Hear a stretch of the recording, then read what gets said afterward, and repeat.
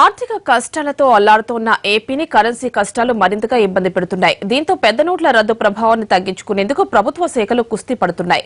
నగదు రహిత లావాదేవీలను పెంచుకుంటే గత నెల కంటే ఎక్కువగా నష్టం వాటిల్లవచ్చన్న అంచనాలుండటంతో ఆ నష్టాన్ని వీలైనంతగా తగ్గించుకునేందుకు కసరత్తులు చేస్తున్నాయి.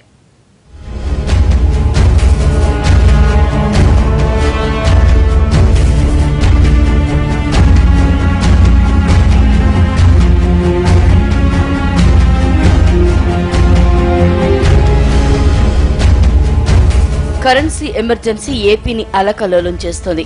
అసలే అంతంత మాత్రంగా ఉన్న రాష్ట్ర ఆర్థిక పరిస్థితిని నోట్ల రద్దు దెబ్బతీసింది.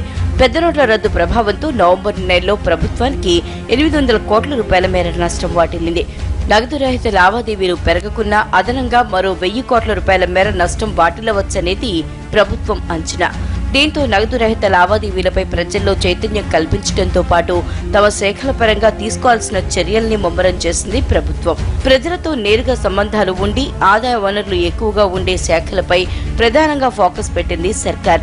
దీంట్లో భాగంగా ఎక్సైజ్, రవాణా, RTC, stamps and registration, municipal, Panchayati Raj శాఖ, విద్యుత్ శాఖల్లో నగదు రహిత లావాదేవీల్ని వీలైనంతగా పెంచేందుకు చర్యలు ప్రారంభించింది.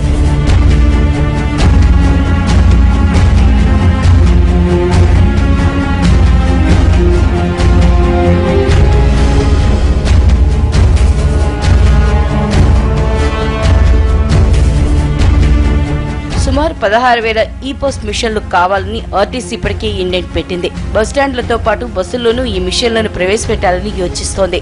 ఇప్పటికే ఆర్టీసీకి 45 కోట్ల రూపాయల నష్టం వాటిల్లినట్లు లెక్క తేలింది. అలాగే వాహనాల కొనుగోళ్లు పడిపోవడంతో రవాణా శాఖకు కూడా సుమారు 10 కోట్ల రూపాయల మేర నష్టం వాటిల్లింది. సుమారు రమారామి ఒక 10 కోట్ల రూపాయలు ట్రాన్స్పోర్ట్ డిపార్ట్మెంట్ కి మనకి లాస్ రావటం జరిగింది.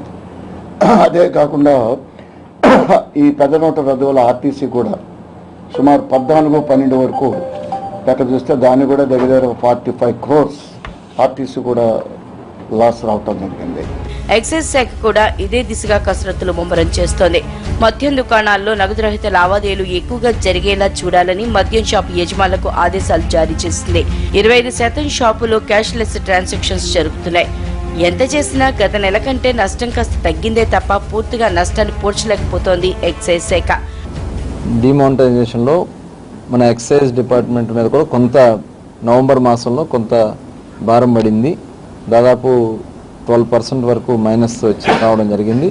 కానీ ఈ డిసెంబర్ మాసంకి వచ్చేటప్పటికి క్యాష్లెస్ ట్రాన్సాక్షన్స్కి ఎక్కువగా ఉపయోగించుకుంటా ఉన్నారు. దాదాపు 508 షాప్స్లో ఈ పాస్ మిషన్స్ కానీ, పేటిఎంలు కానీ, మొబైల్ బ్యాంకింగ్ కానీ, స్వైప్ మిషన్స్ కానీ ఇలా ఇవన్నీ కూడా ఉపయోగించుకోవడం వల్ల దాదాపు 25% ట్రాన్సాక్షన్స్ క్యాష్లెస్గా జరుగుతున్నాయి. నోట్ల రద్దు దెబ్బతో తెగ ఇబ్బంది పడిపోతున్న మరో శాఖ స్టాంప్స్ అండ్ రిజిస్ట్రేషన్స్. పెద్ద నోట్ల రద్దుకు ముందు రియల్ ఎస్టేట్ బిజినెస్ రూపంలో కానీ, ఇతర భూముల క్రయ విక్రయాల రూపంలో కానీ పెద్ద ఎత్తున ఆదాయం వచ్చేది. అయితే గత నెలన్నర రోజులుగా భూముల క్రయ విక్రయాలు భారీగా పడిపోయాయి. దీనికి తోడు మార్కెట్ వాల్యూ కూడా భారీగా పడిపోవడంతో వచ్చే కాస్తో కూస్తో ఆదాయం కూడా రాకుండా పోతోంది. ప్రభుత్వ పరంగా వివిధ శాఖల పరంగా ఎన్ని చర్యలు తీసుకున్నా నష్టాన్ని పూడ్చడం కష్టసాధ్యమే అంటోంది ప్రభుత్వ యంత్రాంగం. అక్టోబర్ నుంచి చాలా వరకు తగ్గిందనేది వాస్తవం. ముఖ్యంగా మార్కెట్ వాల్యూ కొన్ని చోట్ల తగ్గడం, ఇటీవల ఏర్పడినటువంటి నోట్ల రద్దు విషయంలో కానివ్వండి, మిగతా విషయాల్లో కొద్దిగా ఈ రాజధాని చుట్టుపక్కల గ్రామాలకు కూడా ఇది ఎఫెక్ట్ ఇచ్చింది. నగదు రహిత లావాదేవీలకు అలవాటు పడడం అనేది అంత సులభం కాదంటున్నారు. పైగా ఈ పోస్ట్ మిషన్లు ఏర్పాటు చేయాలంటే ఇంటర్నెట్ కనెక్టివిటీ ఉండాలి, వినియోగదారులో ఆ స్థాయి చైతన్యం ఉండాలి.